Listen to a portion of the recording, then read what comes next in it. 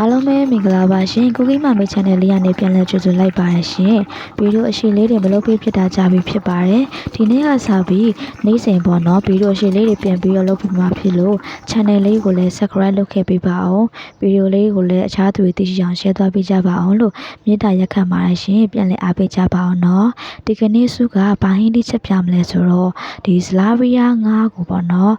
မွန်ချာလေးချက်ပြမှာဖြစ်တယ်ဆက်လေးပေါ့နော်အရန်လဲစားလို့ကောင်းပါတယ်ဆိုတော့ဘယ်လိုလေးချက်ပြုတ်ပြင်ဆင်မလဲဆိုတာကိုဗီဒီယိုလေးကိုဆုံးအောင်ကြည့်သွားပေးကြပါအောင်ရှင်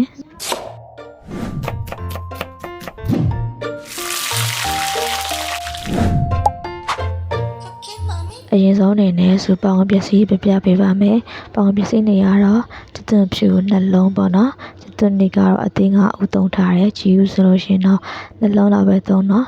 အဆက်ကတော့စားနိုင်တဲ့လောက်ထဲပါဒီဘက်ကတော့မယန်သီးလေးရေးစိမ်ပေးထားတာဖြစ်ပါတယ်ဟိုဘက်ကကျတော့ငါးကိုတိချာလေးရေးစိမ်ပြီးတော့စားစနွနဲ့ပေးထားတာဖြစ်ပါတယ်အကုန်လုံးစင်သေးဖြစ်ပြီးဆိုရင်ဒီလိုစီကိုတင်ပြီးတော့နော်ပေးစနွထည့်ပြီးတော့စက်သွန်လေးကိုစစ်တက်မှာဖြစ်ပါတယ်စက်သွန်လေးတွေကိုနှိရွှေအောင်တက်လာတဲ့ဒီစစ်တက်ပေးလိုက်မှာဖြစ်ပါတယ်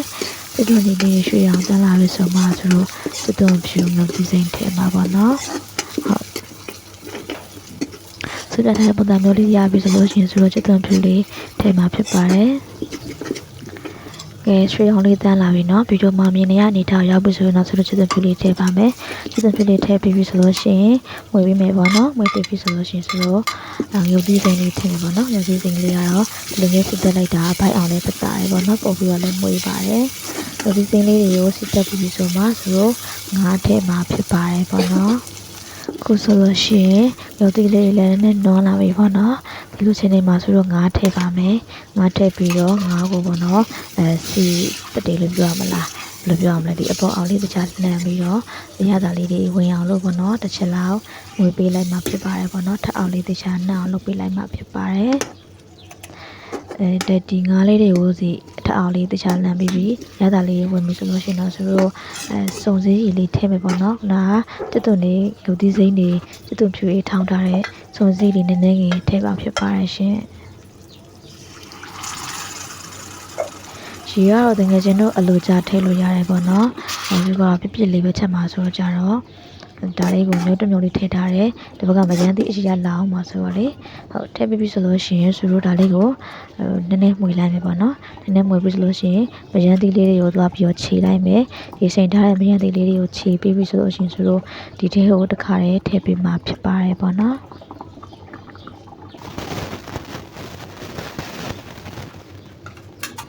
ရန်သေးလေးယူကြတော့စုကအဖက်တွေပါထည့်လိုက်တယ်နော်ဖက်တွေမကြိုက်တဲ့သူကလည်းဖိတ်ထားလို့ရပါတယ်ဒါကတော့တကယ်ချင်းတို့ခုစီချိုင်နဲ့ကိုပဲပေါ့နော်ဖက်နေတဲ့စားကောင်းပါတယ်သူကနောက်ပြီးခြေသွားမှာဆိုတော့လေနည်းနည်းလေးပဲဖက်ကရှိတော့မှာဆိုတော့ရသတော့ကိုကြတော့စုကစားထည့်ပါတယ်ဟင်းချုံမုတ်ထည့်ပါတယ်ပေါ့နော်ဒါပဲထည့်ပါတယ်ဟင်းချုံမုတ်မကြိုက်တဲ့သူတွေကြတော့ဟင်းခမုတ်ထည့်လို့ရပါတယ်ပေါ့နော်ဒါကတော့တကယ်ချင်းတို့ရွေးချယ်မှုပဲဖြစ်ပါတယ်အဆင်ပြေတယ်လို့ကြိုက်တယ်လို့ထည့်လို့ရပါတယ်ပေါ့နော်ဒါလေးတွေအကုန်လုံးပြီးပြီဆိုလို့ရှိရင်ဆိုတော့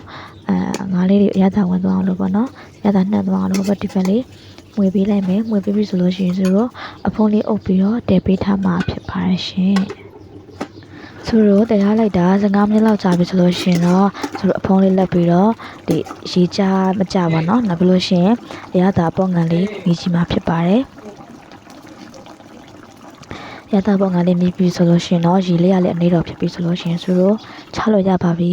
ရန်ကုန်မှာအရသာရှိတဲ့ဇလာဗီယာမွန်ချလီယာပြပဲဖြစ်ပါတယ်ရှင်အရန်စားလို့ကောင်းတဲ့ဟင်းတွေတစ်ခွက်မို့အားလုံးပဲလိုက်ချက်စားကြည့်လိမ့်မယ်လို့မျှော်လင့်ပါတယ်ရှင်နောက်ပြီးတော့ဒီမှာတိတက်မကလွယ်ကူပြီးတော့ရန်ရသာရှိတဲ့ဟင်းလေးတွေကိုချက်ပြပေးဦးမှာဖြစ်ပါတယ်ကျေးဇူးတင်ပါတယ်ရှင်နောက်တဲ့ဗီဒီယိုတွေမှာပြန်လည်ဆုံတွေ့ကြပါမယ်ရှင်